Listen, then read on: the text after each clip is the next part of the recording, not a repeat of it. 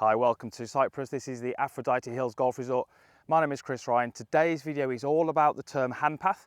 We're going to discuss what that means, and then we're going to give you some practical uses on how you can use the handpath to help you hit some better golf shots. This is going to be especially useful to those golfers who are struggling with left to right shots with their irons. They maybe slice the ball with a driver, and they're looking to work towards a more neutral or even a right to left draw ball flight.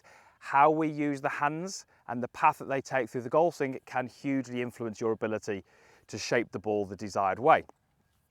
First of all, what do we mean by hand path? Well, very simply, we mean the movement that the hands take in the golf swing. And as you can imagine, there are multiple different options in terms of the hand path. We could have the hands going out and then in, we could have them coming in and then out, we could have them going straight up, straight down, etc, etc. There are numerous different ways that we can move the hands.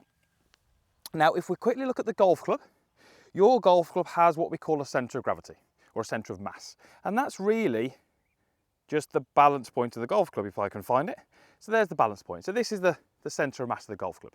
Now, without going into too much detail, the centre of mass of the golf club, which you've just said is there, will react to the movements of the hands. Now, the hand path is, I would suggest, one of the most important aspects of the golf swing, and improving the hand path can give huge benefits I should say, to the golfer in terms of how they deliver the club to the golf ball. So let's discuss exactly what we would look for in a hand path. I'll put the club down for a moment because we're not going to worry too much about that. So let's say my hands make this move in the backswing. Many good golfers would have the hands on the way down moving slightly more out towards the golf ball than they were during the backswing, to the point where you'll see now, as I get to this point here, my hands are significantly more away from my body than they were at setup and they were in that takeaway. From here, my hands would then begin to move in towards my body by some amount, and post-impact, they're going to be starting to move more upwards. So through the impact, the hands are moving inwards and upwards. Now that would be what we tend to see from the elite golfers that play this game. Not everyone, but the majority of them. What do we tend to see from lots of golfers who struggle? Well, what we tend to see, club down again. What we tend to see would be from the top, the hands making too much of a vertical move downwards. So you can see how my hands are getting kind of closer to my right hip, if you like. So what that means is, it means that my hands are going to be very close to my body, and effectively when my hands are very close to my body, it's very difficult to make those other two moves that we mentioned, which was the kind of up and in. Very difficult to get them up and in from there. As we said a moment ago, the golf club will react to what my hands do. So if I was to put the club into a vertical position, push my hands more out, what would the golf club do? The golf club would move on to what we would class as maybe a flatter angle. If I do the same, but move my hands backwards, what would the club do? The club would move towards a steeper angle. So, practically, what does that mean in your golf swing? Well, it means that from the top, if you work your hands vertically down, there's a very good chance that the golf club is going to react to that, and the club shaft is going to be in this steeper position.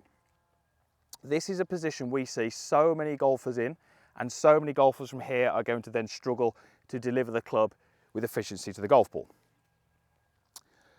This is what I want you to do. This is how we're going to apply it to your golf swing and give you some practical ways to use the hand path to your advantage. You will notice that I have got a couple of alignment sticks on the floor. One of them is just representing my ball to target line, but I've placed it pretty much equidistant between the ball and my toes. The other alignment stick is angled by maybe some 5 degrees out to the right of my target.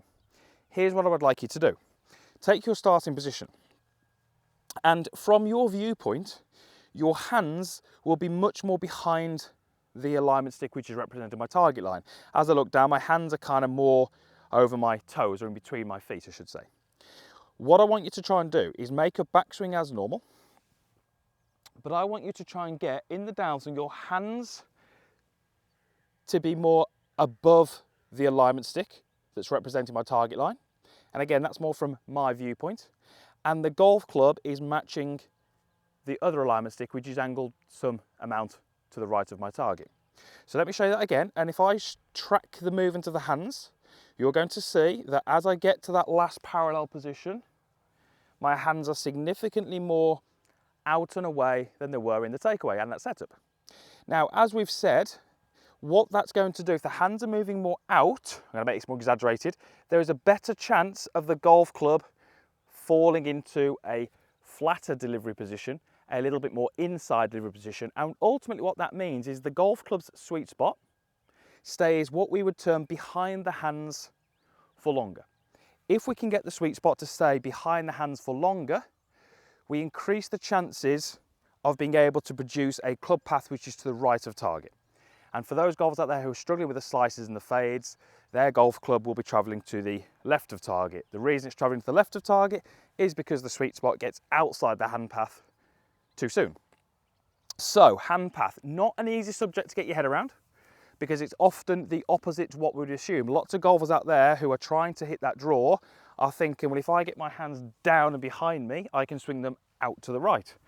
Perfectly, theory makes sense. In reality, it doesn't quite work that way. So trying to move the hands what feels like more out towards the ball is certainly a little bit counterintuitive. It feels like it would do the opposite to what it actually does.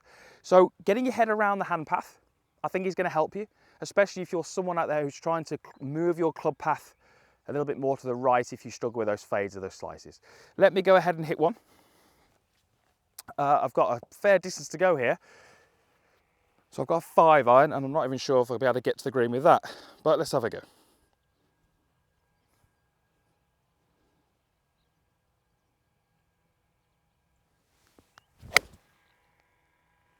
Okay, well I've hit it nicely, so might just catch the front edge. So you'll see there that my hands definitely move in that way that we discussed. My hands go out and I certainly hit a draw shot with all my golf clubs, so that tells me that my club path is out to the right, even though my hands go a little bit more that way in their downswing. Hopefully that is helpful to you. Thank you for watching. Thank you to Aphrodite Hills for having me out here for a few days. Thank you to Golf Breaks for making it all happen. I appreciate your help. And all the usual stuff is down below this video. That's the comments box and the like button. And there's also a link to subscribe to my channel if you're not already a subscriber. It's absolutely free, so well worth doing that.